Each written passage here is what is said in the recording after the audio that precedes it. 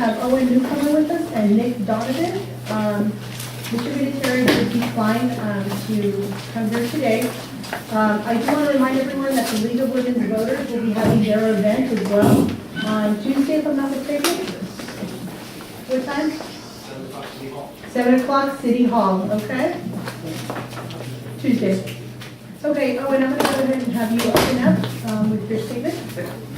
Thank you very much, and I want to thank you for coming today. This is a very important event, and obviously a very important election. I'm Councilman Owen Newcomer. I'm in my 41st year teaching political science up at Rio Hondo Community College, now a retired part-time teacher, and 16 years on the City Council.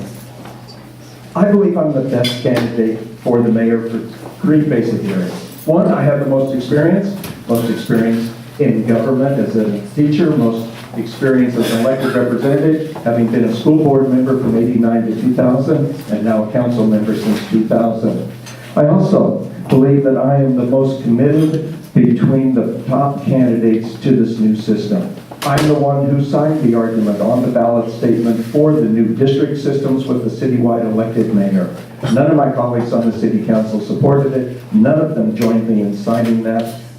I'm committed to making it work. I think it's going to be a better system, but it needs somebody to make sure it works. I think I can do that job. And I'm most in tune with the residents. I'm the one that's walked every door of a likely voter for every election I've been in. I started walking precincts in early January, and yesterday I went past my 4,000th house that I've been to visit. That's a commitment, but it also means I see firsthand what's going on in the neighborhoods, and I am there to respond to the residents. I'm also the only city council member that puts his personal phone number on the city webpage so he can get in touch with me.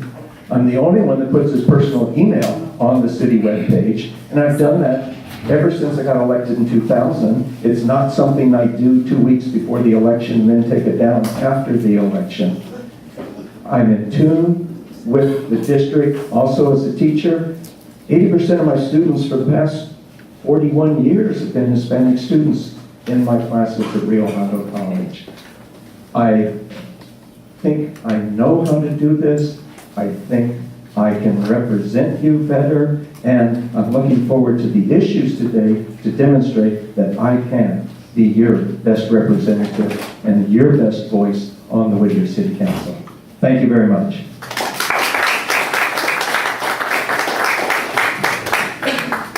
Good afternoon, my name is Nick Donovan, a third-time challenger to the incumbent City Council. Ran for City Council in 2012 and 2014, and ran, why? Because the past 6 years I've been witnessing some very dysfunctional behavior in City Hall. The first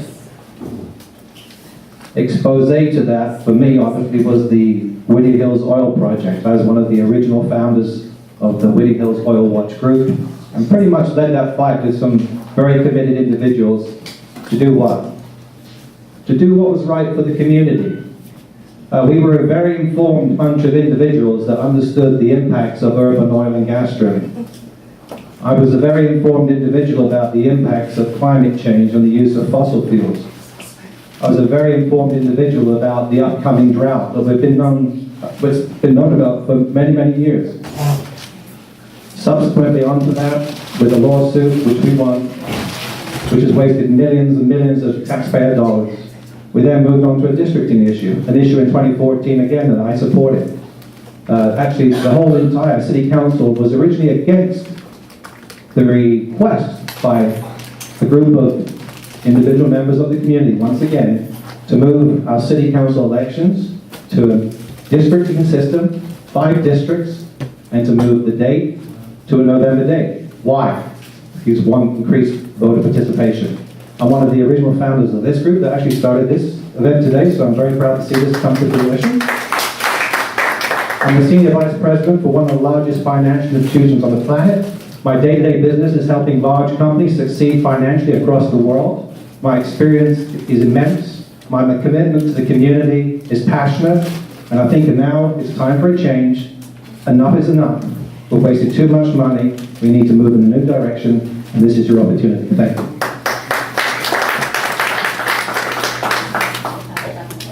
They want me to sing a song. Any requests? Okay, candidates, we do have some questions from our audience. First question is, if elected as our first directly elected mayor, how would you reduce our 2017 Whittier City budget deficit? Nick? How would I reduce it? Well, on that great question, first thing, I wasn't a supporter of a four-district system with an at-large mayor. So this is a unique situation that we're in, and one that I didn't support, but we got it, we're dealing with it, so that's why I'm here today. The budget deficit, obviously, that exists and somewhat been ignored and or misreported on by our city council manager, Jeff Collier, and numerous press reports, because unfortunately our local media doesn't quite consistently repeat the truth. It's in existence why? Obviously, we've got financial issues because we've wasted a lot of money. I mean, we're doing the numbers right now on Mayoral this year, and it's more than several $1 million in costs that have been put on the city taxpayer that we've been told is going to be picked up by the oil company, but I can assure you that it won't be. Districting issue cost us about $2.5 million in legal fees that we've lost. We've got multiple lawsuits going on right now with the Nellis project. We've got lawsuits with trash contract. I think we need to make better decisions on how we do business and make smart business decisions so we don't waste what the taxpayers already give us. Thank you. There's two big ways I think we need to deal with the deficit that's coming up, and if they work, we're done. If not, we got a backup plan. First of all, if the petition for the trash contract achieves enough signatures, the city council will have the option of, instead of allowing an election to take place, to simply cancel the contract that the petition seeks to cancel. But that will do is save $200,000, because the new Athens contract is bad for the city and will worsen the city's deficit by $200,000 next year. Second, though, we have historically been able to lease our unused water rights. There's a possibility, even with the drought, we have saved enough that we will be able to lease some water next year to surrounding cities. That would, last year, brought in $1.8 million by itself. That would solve our deficit. If those things can't be done or aren't sufficient, I've long advocated three approaches, and you do it in balance. You cut a little, you find new sources of revenue, like leasing out water rates, and you draw on those reserves to get you through to the next year.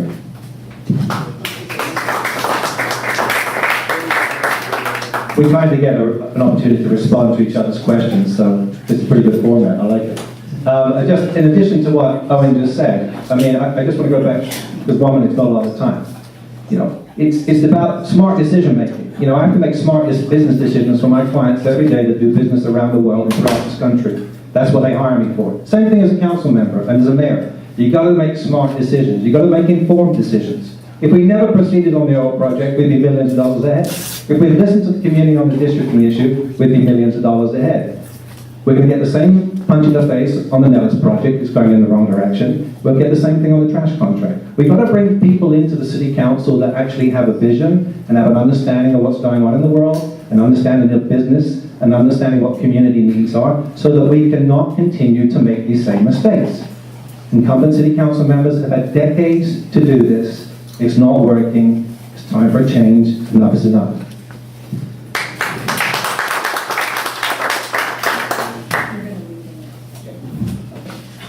Okay, candidates, our next question is, we want a mayor who really listens to the concerns of the people of Whittier. Will you, and how? Owen? Thank you very much. Well, I started mentioning that, my openness to individuals. I'm the only one that puts the phone number on the webpage. I'm the only one that puts my email on the webpage. That way, when residents want to talk to me, it's easy to get a hold of me. Also, by going out and walking those precincts, I'm available. I see individual issues in the neighborhood at their door. And that opens up. Hey, somebody came to my door, I'm going to remember him and I'm going to call him when I have a question. That works and people do it. I'm very available. I go to as many events as I can, and I go to all the forums. It's a way to get out there and communicate with folks. I can't guarantee to solve every problem. I can't guarantee to agree with everybody that has an issue. But I do pledge to always listen, always be respectful, and try to find a solution that is a win-win for everybody. I've done it for 16 years. I'll do it as mayor.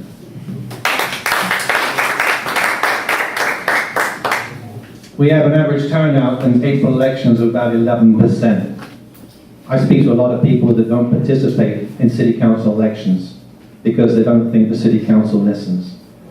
When you've got a split community that actually is divided by partisanship, I mean, we've got a very entrenched Republican community, and we've got a somewhat supportive Democratic community to supposed other candidates that purport to be Democrat. 11% turnout is about 5,000 people there, according to 46,000 registered voters. So the people I talk to are mostly outside that community who don't participate, who want to get involved, but they feel that there's not a voice. I've been an engaged and very active community member in sorry, when you listen to somebody else talking in the background, it's a bit of distraction. When you're out there pumping the streets and talking to people that don't vote because they don't feel engaged and they don't have a voice, then I think something's not working. 11% turnout isn't a good reflection of that. Let's move to November elections. Let's get more people engaged. That's what I support. I would also add one thing. If there's going to be communication as we need there to be, you need respect. As a council member, I need to respect those who are calling me. I need to respect those who are talking at city council meetings. I need to respect those who have opinions that are different. And I do. That is my goal. I think I accomplished that goal. And once you start with respect, the communication is easy. It does not guarantee agreement.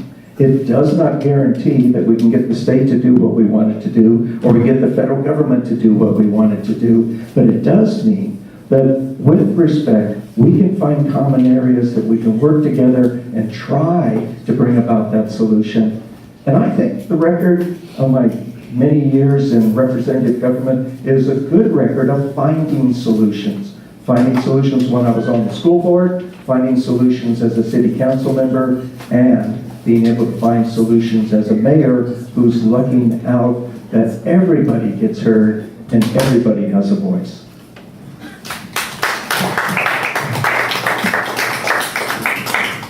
Candidates, why are federal funds being used for a parking garage when other projects like affordable housing for students aren't being addressed? Nick? Good question. That was resident. Oh, okay. Sorry, could you read it? Sorry. One more time.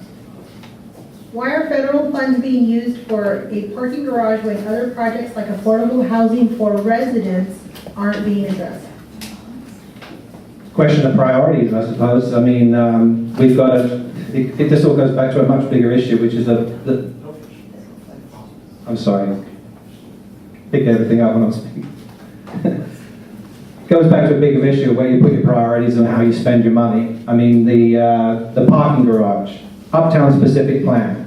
One of my big passions has been to get some sort of commitment to getting the uptown specific area back to where it should be, to be a shining light for this community, to be that sort of economic draw that we'd all like it to be. I consistently hear from people who come into the city, what a beautiful city, what a great place. I go to uptown, looks wonderful, but I mean, you've got a lot of opportunity there, but some work to do.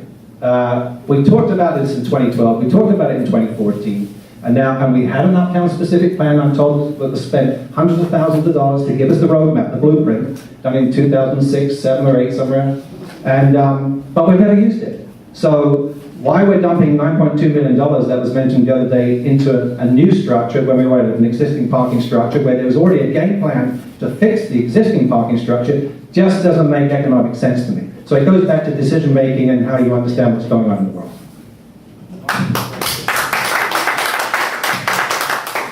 The key is the restrictions on the funds and what the funds can be used for.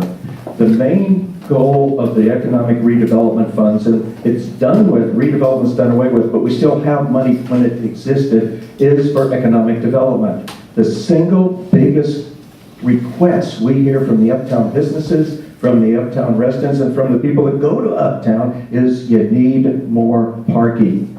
And thus why parking structure becomes very important to making the economic viability of uptown better. Now, that funds will only go forward if we can get buy-in from the property owners in uptown and they form a business improvement district. So what we're doing at the moment is drawing up the plans for what it would look like so that we can go to those property owners and say, here's something real. If you create a business improvement district and you put your money up, this is what you're going to get in partnership with the city. We have been pushing for affordable housing funding from the state of California, and we'll come back to that. Just in addition, we've got this 1 minute time frame, so you've got to speak really quickly to get a point across. Going back to this issue of how you allocate and spend money and resources, again, going back to smart decision making, there's been numerous bad decisions made that have impacted our budget. There's been money put on the table, spent in various directions that could have gone in somewhere else, whether it went to affordable housing, whether it went to help the homeless. But again, smart decision making, smart business decisions. You know, you've got to have people that actually get engaged and have a vision and have a background of experience of what's going on in the world, so that when you come to making some very significant decisions in spending money, that they're prudent and they're particularly well thought out. So I appreciate where the city council's coming. They're stepping in now in the last couple of weeks because they're trying to do something for uptown. But again, allocation of resources and managing a budget is something that I have great experience at. And I don't get enough time to answer my question. The next question, candidates. It has been discovered the city had already made a deal with the oil companies in March of 2008 prior to the city going to bid in August of that same year. The document known as the Whittier Main Field Agreement spells out terms of a lease. Why would the city sign such a document and circumvent the bid process which gave Matrix the oil project and locks out any other potential bidders? Be advised that Owen Newcomer's name is on the document. Owen? Well, I would disagree a little bit with the interpretation, but let me go to the heart of what I think the issue is. Is the city going to appeal the latest court decision? The answer is no. The city is not going to appeal it. Is the oil project dead? Yes, the oil project is dead. So, going back to what was in there or not and arguing over the interpretation, I would beg to differ with the interpretation, but the key, it's dead. We're not appealing the most recent decision. It's no longer an issue that we're pushing. It's no longer an issue that we're looking to fit into our budget. It is dead.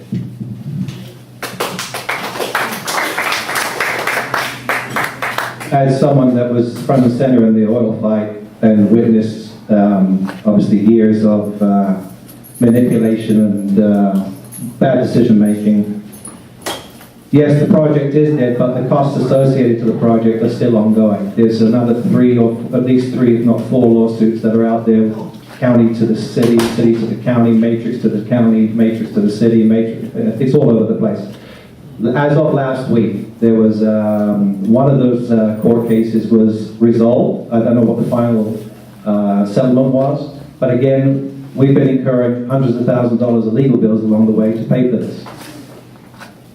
It's very difficult to answer a question in a minute and talk about fiscal issues within this city when you're seeing millions and millions of dollars continually wasted on bad decision making. So I keep dragging myself back to this point.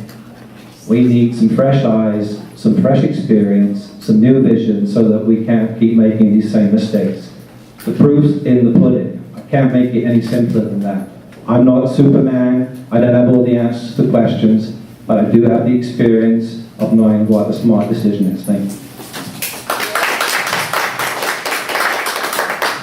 We keep hearing about the great legal costs to the city for these issues. And the reality is the oil company picks up all the legal costs. There is no cost to the city general fund. There is no cost to the city's reserves fund. There is no cost to, well, pick any fund you want. The city is not the one paying for the legal cost. Ultimately, the oil company paid for that. And those main battles are over. So the issue has been resolved. It will not have cost the city voters any money. And it's time to move on and look at other areas that we can move ahead, bring new businesses into town, improve housing, open up park space, and we have a lot of needs. We don't need to keep going and rehashing what's already been done. No cost to the city, it's dead. I'd just like to respond to that. Actually, that's a matter of debate. We're pulling financial records from the city as we speak, and that doesn't prove to be the case. Case in point, City of Hermosa. The City of Hermosa did a very similar thing to what the City Council, City of Whittier did a few years ago. They jumped into an oil and gas lease contract behind the City Council, behind the City Voters Tax. City voters put it on the ballot initiative, turned it around, shut the project down. The oil company came back to the City of Hermosa, sued them for tens of millions of dollars. The settlement resulted in about a $17.5 million settlement that the City of Hermosa had to eat. So I don't agree with Mr. Newcomer's full explanation there. I do have the fear of the backlash from Matrix Oil. They're not going to walk away from a $6 or $7 million investment that they made to start this project. And the knock-on from the Hermosa Beach lawsuit was that the oil company said not only would they sue them for their expenses, they're going to sue them for future loss of revenues. That's why there was such a high settlement. We still have that risk out there, and it hasn't been resolved. Thank you. This question is for you, Owen. Can you name issues where you have been in opposition to the majority of the council? Thank you. Like the opportunity of the Athens trash contract. I was the sole council member that voted against the Athens contract. Water rates. I was the sole council member that advocated for pricing based on how much water you use so that you would benefit and be rewarded when you conserve because you'd save real money. And it would provide an incentive for more conservation long-term, not just through an immediate problem. I was the only one. I was also the only council member that advocated and voted for increased social service spending. We gave an increase to the Chamber of Commerce. We did not give a similar increase to our social services. We're actually spending less on social service now than we did 20 years ago as a percentage of our budget. I've advocated that we double our social service spending, get back to the percentage we had 20 years ago, and that be funds going to the nonprofits in town to help our seniors, to help individuals who are homeless, to help children in need of care. It's a lot of need, and those are three key issues. Just in response to that, and we thank, as one of the folks against the Athens trash contract, simply because of the process. As I said publicly numerous times, I have nothing against Athens. I know the company fairly well, but I did have a big problem with the process. And the process was very reflective of most of the processes that this city council's put forward over recent decades, where you've got a community saying one thing and you've got a group of small individuals saying another, and the only people that have supported the city council are their own immediate community. They're part of that 10% or that 11%.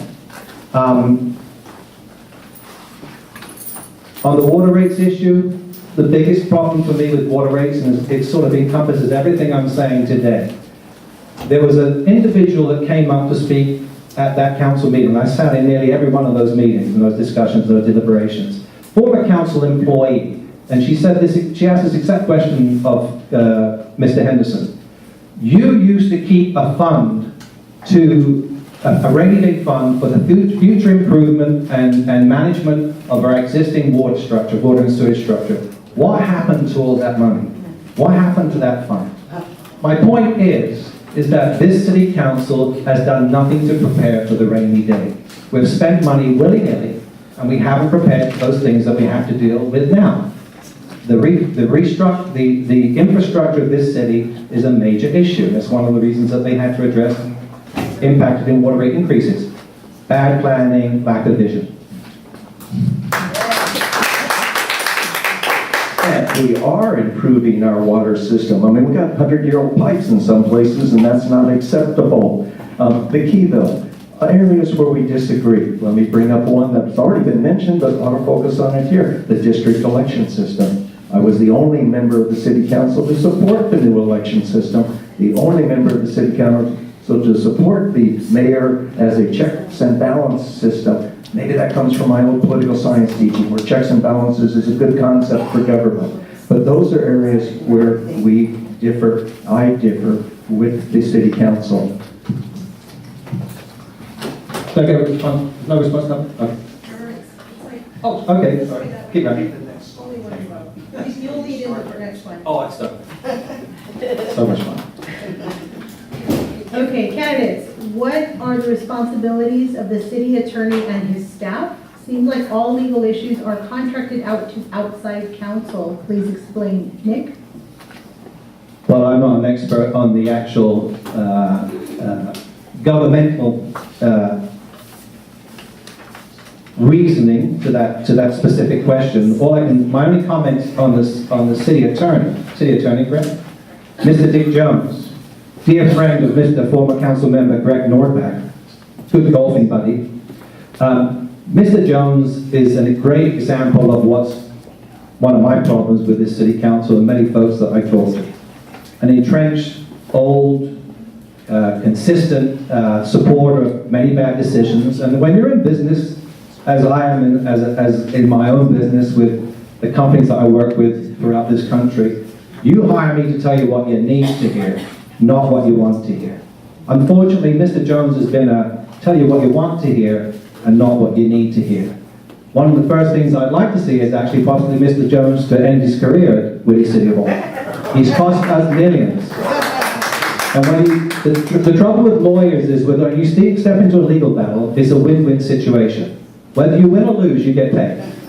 Whether you win or lose, you get paid. He's got a losing record. And why no city council member is taking him to task and putting him out of business, I have no idea. He's being investigated. If you don't know, do your research on Mr. Jones. First, the objective. What's the role? They advise the city and they represent the city. Why sometimes do we need an outside counsel? Well, we'll use one example. And Suburban Water had a contract they needed to sign with the city of Whittier. Mr. Jones serves Suburban Water. He thus has a conflict of interest of serving them and serving us, and when there's a conflict of interest, we go to another lawyer. Sometimes that can be within the firm, sometimes it needs to be outside the firm. Now, does Dick Jones do a good job? Yes. Dick Jones is a leader in the field of representing cities and municipal governments. His firm of Jones and Mayer is one of the top firms in the state of California. Does that mean that we win every case? No, but that doesn't mean that we have bad advice or that we have a city attorney that needs changing. He does a very good job. His firm does a very good job. And I think we need to focus on more important issues than personalities of who serves us. Don't blame the messenger for the message. And just in response to that, it's not about personalities, it's about the quality of the work that individual does and the outcomes that are delivered to the city. So I'd only argue that, again, it's nothing personal, but Mr. Jones has got a tremendous losing record. So whether you take it on the oil issue, whether you take it on the voting rights issue, and going back to the voting rights issue, remember what the plaintiff's plea was. They didn't want 4 districts and an at-large mayor. They wanted 5 districts and a November election day. That was the argument. I sat in most of the courtroom hearings, and that's what the plaintiffs were looking for. The city council's remedy of 4 and 1 was something that they thought could head the lawsuit off at the pass. We still incurred the debt of the lawsuit. I think the plaintiff's bills were well over $700,000, and Mr. Jones's bill is close to $2 million. So, I mean, I don't know. This doesn't sort of match up to a lot of common sense to me. The plaintiffs didn't get what they want. We got a hybrid system. It wasn't even the system that the consultant that was hired to put forward the districting issue wasn't even one we adopted. That was one adopted by a friend of Mr. Vinatieri's. So, I mean, the truth, the facts are the facts, and the truth is the truth. Is this good decision making? I don't think so.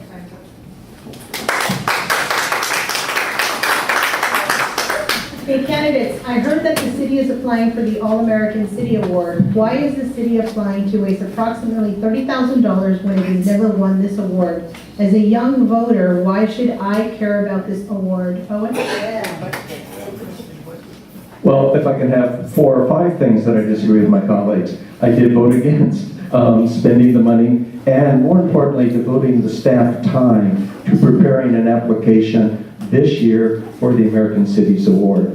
It's a great thing to have, but I kind of think we're an all-American city without somebody requiring me to pay $50,000 to $100,000 to go to their place and do a song and dance for them in order for them to tell me I'm a great city. I think we are a great city.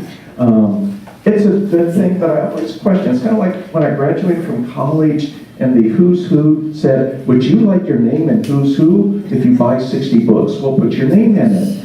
And the great American cities, yeah, I mean, if it didn't cost anything, I think it'd be a great idea. But I don't think it's a wise use of our funds. So I did vote against expending the funds, and again, more importantly, devoting the staff time. It is a very time-intensive activity. I voted against it, so I'm not up here to defend the decision. Another good question and a great response from Mr. Newcomer. I totally concur with everything he just said. I'm not into awards or a waste of taxpayers' dollars just to satisfy possibly a community boondoggle. It just doesn't make a lot of sense to me. Does it bring value to the city? I think there's many arguments that say it doesn't. Is it worth having for some people? I respect their interest and their passion for it, but again, we don't have the money right now. There's better things we could be doing with $30, $50, $60, or $100,000. Again, going back to what Mr. Newcomer just said, staff time. You know, the staff we haven't even calculated the staff time that has been expended on all the other issues that I've mentioned with regards to poor decision making. So we have finite resources. It's your taxpayers' dollars. I don't like the way they've been wasted. We've got some serious issues in the city. We've got a significant, obviously, homeless problem.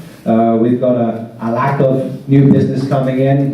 People think it looks rosy, but quality businesses, I haven't seen them in the past 8 years since the recession, the rebound from the recession. A lot of cities are way ahead of us. Could we do a better job? Yes. Is it perfect? No. Are people trying? Maybe. But we continue to make some funky decisions, and it's time for a change.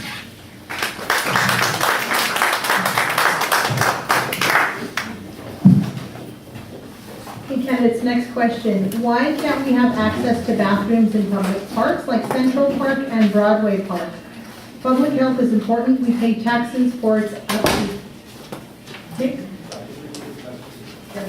Why can't we have access to bathrooms in public parks like Central Park and Broadway Park? As public health is important, and we do pay taxes for its upkeep. Well, forgive me, but I didn't realize there was a problem to having access to. Who asked that question?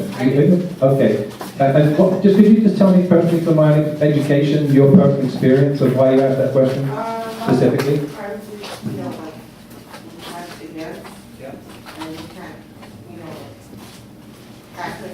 And there's children that are peeing and drinking. Okay, well, I'm not city staff, I'm not on city council right now, but personally speaking, it makes absolutely no sense that would be the case. I mean, it sounds rather bizarre actually, so my only response is that all public bathrooms should be open all the time, and they should be maintained and to be at the highest health standards, and that is something that we should actually, I'd rather measure ourselves by that and that quality than rather being an all-American city, because that would tell me we are an all-American city if we've got access to bathrooms and that they are quality. So that's exactly what we should be looking at. I mean, that's a perfect example of common sense and decency, which, you know, people people accuse me sometimes of being a little rough on city council, but when I hear stories like this, when I see the homeless on the streets, when I know of the issues that certain non-profits are underfunded because we don't have the budget, when my kids' health are threatened and my neighbor's health is threatened, when I know all the issues and the risks that were surrounded by an oil and gas project in urban areas, I take it personally, because now you're impacting something that's near and dear to my heart. So I do sort of fight back. So that's a terrible situation. It will be remedied if I was on the city council, believe me. We agree. It shouldn't happen. They should be open. I've only experienced it once, and in that case, the answer was a temporary problem, not a systemic problem. But if it's happening at Central Park on a regular basis, John Greenlee. it shouldn't. I will find out and we'll stop it. It should not happen. They should be open. Yes.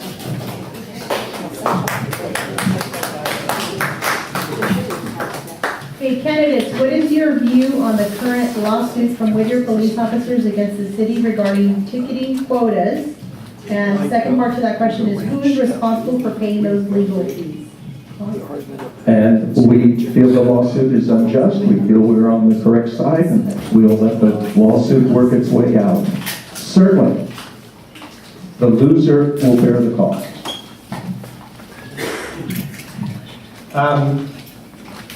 But this was, I remember reading the articles about this, so could someone clarify the specifics? Was it that as I read it and understood it, was that the officers themselves felt that they were being pressurized to basically meet a quota, correct? Yeah.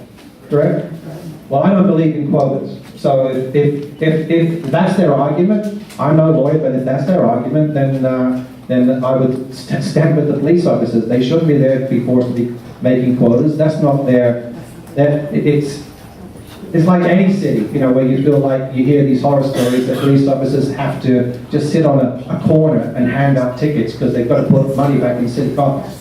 I don't support that sort of idea of government and that idea of policing. That's not the way that you fix a budget crisis within a city. And so if their argument is based around those issues, then I would actually stand with the police officers. I would also stand with the chief of police that actually challenged the city council on this decision to hire the tow truck contract back to Hadley Tow. I spoke to Jeff Piper, the chief of police. He was against that being awarded to them, but for some strange reason it went to Hadley Tow. And coincidentally, who was the sponsor for Hadley Tow? Former council member, Mr. Greg Norback.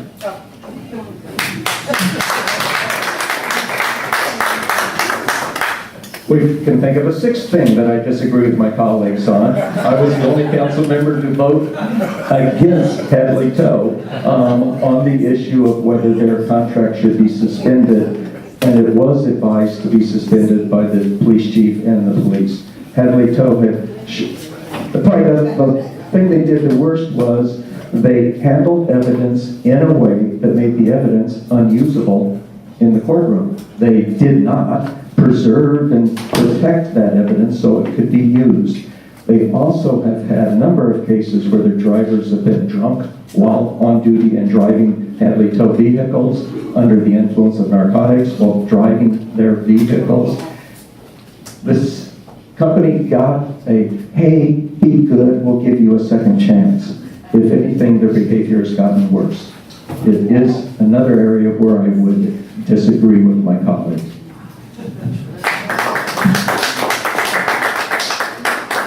Candidates, we don't want a politically correct mayor. We want a community mayor, a community first mayor. Which will you be? Nick? I'm definitely not politically correct, as some people say. Doesn't mean I intend not to be, because actually, I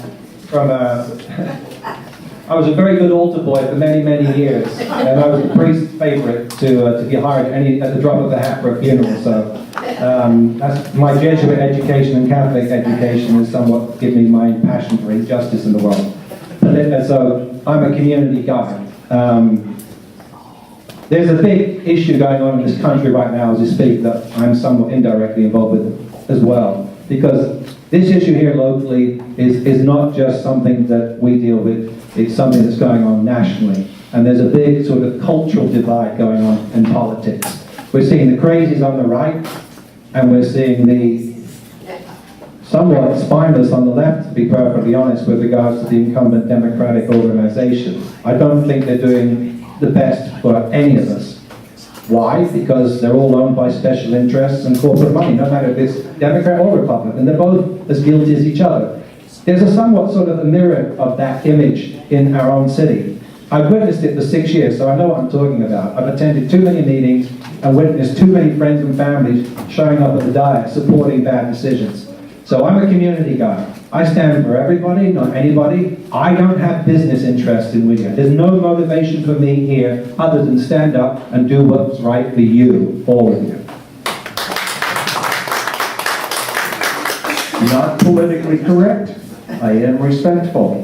And there's a difference there. I respect people's opinion and try to deal with them with respect.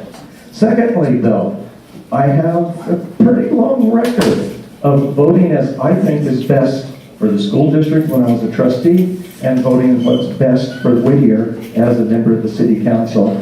And sometimes those votes have been very painful in that my very good friends were on the other side of the issue.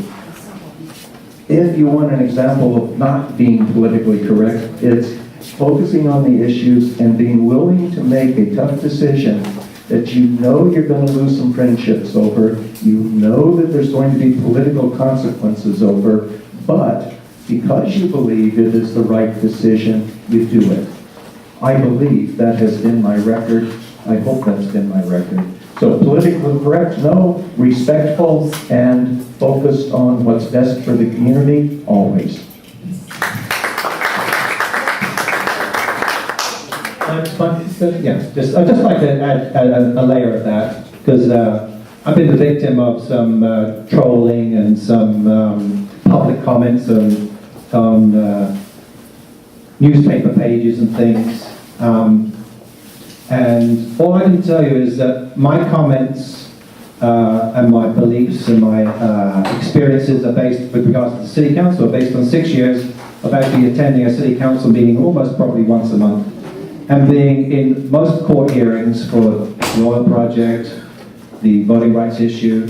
So I've witnessed things firsthand, and it's interesting that Owen uses the words respectful and political correctness or incorrectness, and people have somewhat made the comment to me, well, you're not respectful. Well, you know what?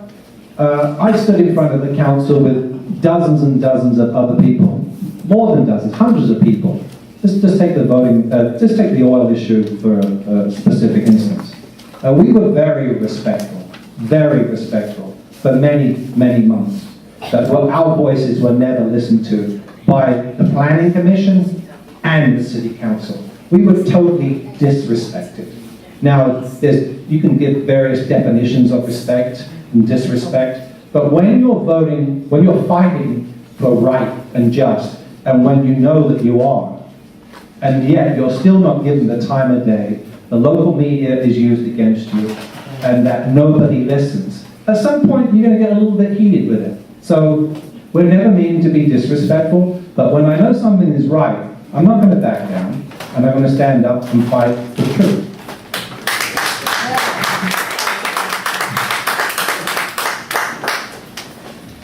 Hey candidates, we have reduced our water consumption by 40%, yet our water bill went from $100 to $300 per billing period. $240 is for service fees. How do you expect people to sustain this? Owen? Again, thank you for that question. We haven't quite saved 40%, but we've done a very good job of saving. But the question about the billing, it's because of the rate structure that I voted against. We went from a system that was $3 for connecting to the pipe, and the rest was your usage, to a system now that 80% of what you pay is connecting to the pipe, and only 20% is based on your usage. And so our connection fees went from $3 to $40, $50, $60 a month. You get billed every 2 months. The numbers rack up.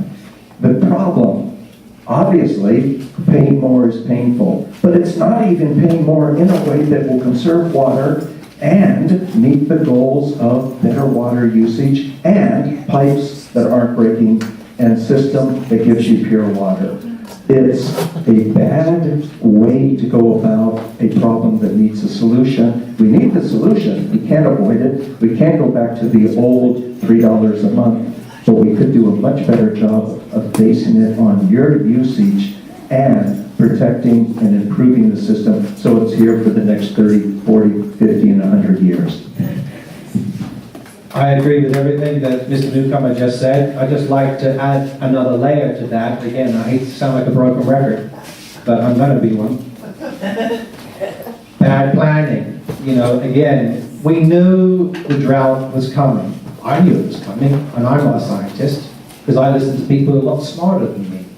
And part of being a council member or mayor is to make sure that you're listening to people that know more about something than you do. That's the same thing as like when you're running a business. When you're a CEO of a company, you're not the expert on every issue within that company. You hire a team of people that are the experts. Your goal is to get those experts to get working on your behalf to deliver results.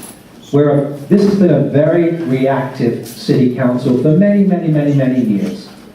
We knew there was a drought coming. The other thing we knew about oil and gas projects was what? Oil and gas projects waste millions and millions of gallons of water in the production of oil and gas. Part of our argument was that we could not afford to do this. On infrastructure, we knew that the heavy trucks on the roads would continue to destroy the infrastructure that we had, because the pipes were too close to the surface, and plus they hadn't been touched in decades. But again, we didn't plan for this. We should have been doing all these things reacting to this decades ago. But if you don't understand the issues, if you don't believe in the science, well, look, I mean, how are you going to react in a positive and proactive manner? We can't be reactive, we've got to be proactive. That's what I do every day professionally. That's what I'll bring to the City Council. Nick's right. It would have been better if councils before us had started this process 20 years ago. They didn't. This city council saw the problem before the drought ever came up, because we've been working on solving this problem for 5, 6, 7 years, depending on whether it's the water system, the sewer system, the street system. In fact, the street system going to our new system started about a decade ago. Why? We realized that the city wasn't investing enough in maintaining its infrastructure and updating its infrastructure and improving it. And we are doing that. It didn't just start a year ago. It didn't start when headlines on the drought came about. It started before that. We can't go back 20 years, but we do need to get caught up. And we do need to get it going, and we have.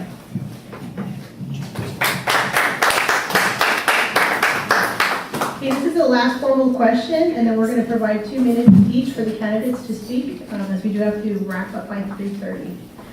So question is, why is the city planning to nickel and dime us by installing parking meters? Many of us are on fixed income. Stop nickel and diming us.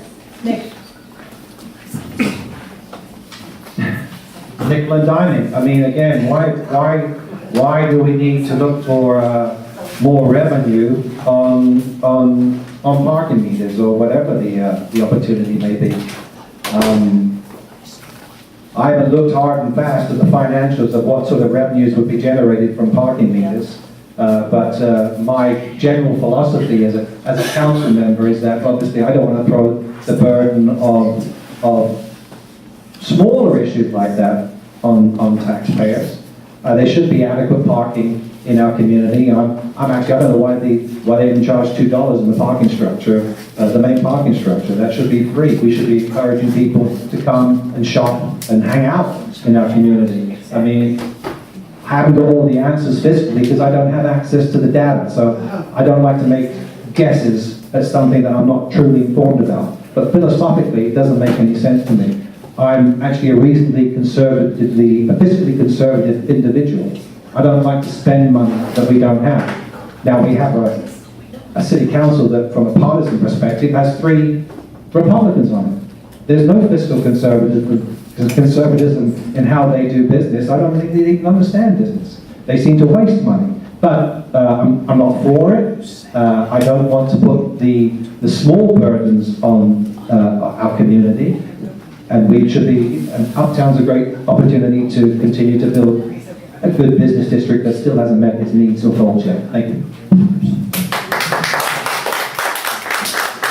The whole goal of having parking meters uptown is to encourage short-term parking right in front of the businesses, open up more parking right in front of the businesses, and allow customers to more conveniently get to those businesses.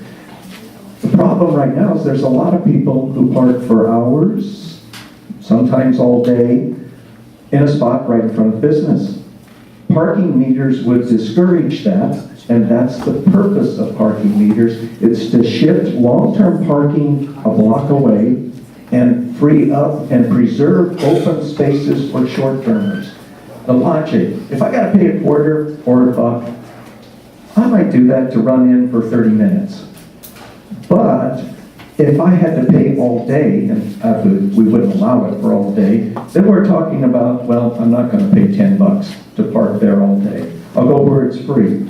And so the whole purpose, with the support of the uptown business community, is to shift long-term parking off of the main thoroughfares in front of the businesses and encourage short-term parking in front of the businesses so that more customers can get into that business. Ideally, you have 10 customers, each of whom park for a half hour, instead of one customer who parked for 5 hours in front of your business. That's the logic. It is supported by the Uptown Business District, and we'll hope it works. Obviously, I don't like paying for parking either. On the other hand, I realize the logic, and we're trying to be good partners with the Uptown businesses to help them help their customers get to their store, and parking meters are an integral part of that goal. I'd just like to add a layer to that. I don't necessarily agree with the logic. I'm sympathetic to the concerns of the business owners, but I don't necessarily agree to the logic of the meters. I mean, if you want to put time constraints on parking, just put a little plaque up there, 2-hour parking, 1-hour parking, whatever you want it to be. But you don't have to put a meter there unless you're looking to, as some people may think, nickel and dime the community. I mean, we want the uptown area to be one where people are encouraged to come and to participate, to hang out, and to build that community. That's why one of my big issues, again, we haven't really talked about today, but is community policing. Getting police officers back on the street, back on their feet. I talked about this to Jeff Piper only in the last couple of weeks. It's something he would love to see. We're told we don't have the money. If you stop wasting millions of dollars on lawsuits that you never win, we would have the money. I mean, it's perfect common sense. So if there's an issue with timing for business owners, then put a sign up there. Do something practical.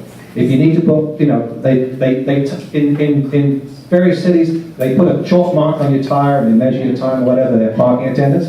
If people are going to be there all day, they're going to end up getting a ticket. So it's a lot more than the parking meter. So I think you're motivated not to be there and hang out. Okay, we're going to give 2 minutes each. Owen, you can start with your 2 minutes. Thank you very much. I ask for your vote. I think I can be the unifying leader. I think I can show that my practical, principled skills that I've used over time will best serve this community. My openness, indication that I'm here and I go to every forum that I get invited to. I go to every opportunity to meet with constituents that I have the ability to get to. I don't pick and choose who I talk to or limit the access to me. Now, I've had the experience, been on the city council for 16 years. I have the commitment to the new system. I signed the argument in favor of the districts and the mayor system, which I think is the best solution that we have here. And I'm in tune with my walking and my service through the classroom. But something final I leave with. City council member also needs to work with others in the community at the state level and the national level. I'm proud to have the support of Congresswoman Linda Sanchez. I'm proud to be the chair of the Employees Relations Committee for the League of California Cities. I'm proud to be a former chair of the League's Environmental Quality Committee for the state of California for the cities. I'm proud to be the longest serving member on the Los Angeles Homeless Services Commission. And we're getting $14 million new funding. I am proud to have authored an article last week in the Whittier Daily News advocating in favor of a state bill that will dedicate money that's under a proposition for mental health to use that for those who are mentally ill and facing homelessness as a way to get new funds to help those facing homelessness. I'm proud to be chair of the Gateway Cities COG, which is 27 cities in the southeast area. I'm chair of their homeless committee. I serve on the Vector Control Board. I have shown my ability to focus on problems, solve problems, bring people together, and make Whittier a better place. With your help, I'll continue that as mayor.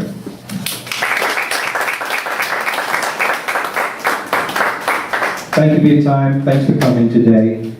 It's disappointing that Mr. Whittier didn't have the decency to show, but it is what it is. I mean, it's a reflection of sort of a little bit of the divide that exists in the city that no one really wants to admit to. I'm not here to be a troublemaker. I'm here to move the city forward.